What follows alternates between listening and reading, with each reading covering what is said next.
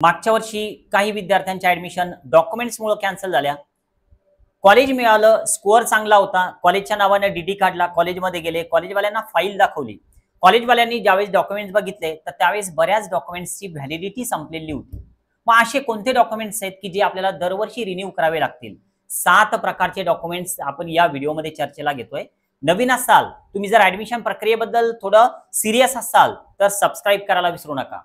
Number 1, जर तुम्हाला समजा ऍडमिशन प्रक्रियेमध्ये जर काळजीपूर्वक भाग घ्यायचा आहे, कुठलीही आपल्याला चूक होऊ द्यायची नाही, तर तुम्हाला इन्कम सर्टिफिकेट हे 1 वर्षाचं काढणं गरजेचं आहे।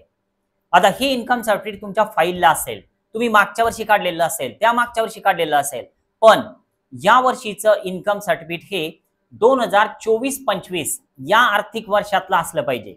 थोडक्यात याची व्हॅलिडिटी 2024-25चं इन्कम सर्टिफिकेट तुमच्या फाईलला आहे का, तर हे नक्की चेक करा।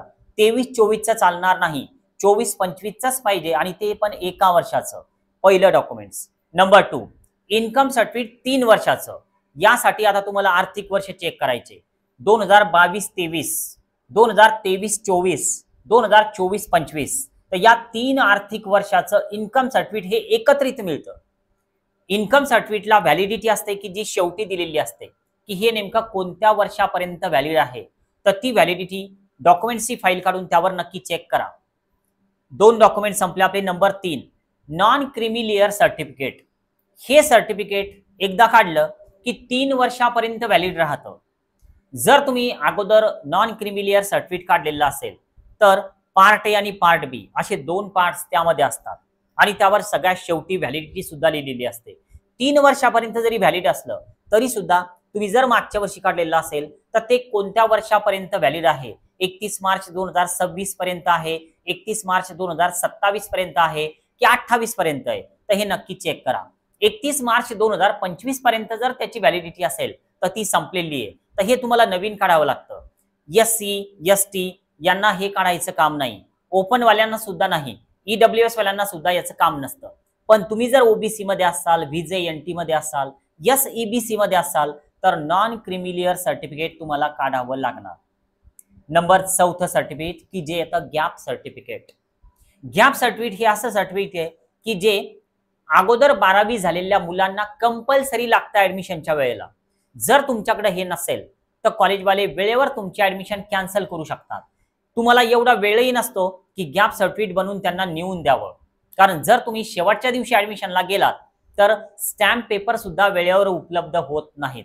तर त्यामुळं आजच जर तुमचा विद्यार्थी जर का 12वी अगोदर झालेला असेल तर त्या विद्यार्थ्याच्या नावाचा स्टॅम्प विकत घ्या आणि जवळच्या तहसीलमध्ये जाऊन एक ॲफिडेविट बनवून घ्या। मराठीमधलं गॅप सर्टिफिकेट सुद्धा चालतं। जर तुम्ही आमच्या काउन्सिलिंग प्रक्रियेमध्ये जॉईन झालेला असाल, तुमच्याकडे जर गॅप सर्टिफिकेटचा नमुना नसेल तर नक्की आपल्या एका काउन्सिलरला तो व्हॉट्सअपला मेसेज करा किंवा कॉल करा, ते तुम्हाला तो नमुना प्रोव्हाइड करतील।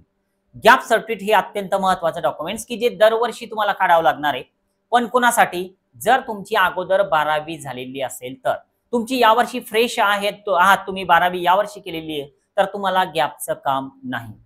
नंबर 5 सर्टिफिकेट येतं central caste. Central caste sir आम्हाला ऑल इंडियामध्ये जायचं नाही, आम्हाला फक्त महाराष्ट्रामध्येच ऍडमिशन करायची, तरी सुद्धा सेंट्रल कास्ट लागेल का? यस, महाराष्ट्रामध्ये 2 प्रकारचे कोटा येतात।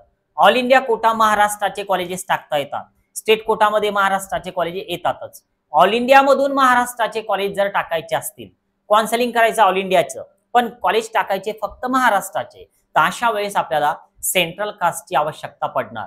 सेंट्रल कास्ट सर्टिफिकेट की जे आपलं 5वं होतं, तर हे ओबीसी व्हीजेएनटी एसईबीसी वाल्यांना सेंट्रल कास्ट सध्या मिळणार नाही, त्यांचं सेंट्रल ईडब्ल्यूएस मिळतं।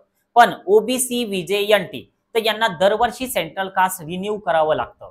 जर तुम्ही एससी एसटी मध्ये असाल तर एकदा सेंट्रल कास्ट काढलं की नव्यानं पुन्हा काढायचं काम नाही। पण ओबीसी व्हीजेएनटी तर हे सेंट्रल मध्ये ओबीसी मध्ये येतात, यांना दरवर्षी सेंट्रल कास्ट काढावं लागणार। तुम्ही जर ते मागच्या वर्षी काढलेलं असेल तर एप्रिल महिन्याच्या नंतरचं ते पाहिजे, तर यावर थोडं लक्ष द्याल, आपल्या डॉक्युमेंट्सची फाईल काढाल। नंबर 6 सर्टिफिकेट की जे येतं ईडब्ल्यूएसचं। तुम्ही जर ईडब्ल्यूएस मध्ये असाल तर तुम्हाला स्टेटचं ईडब्ल्यूएस काढायचंय।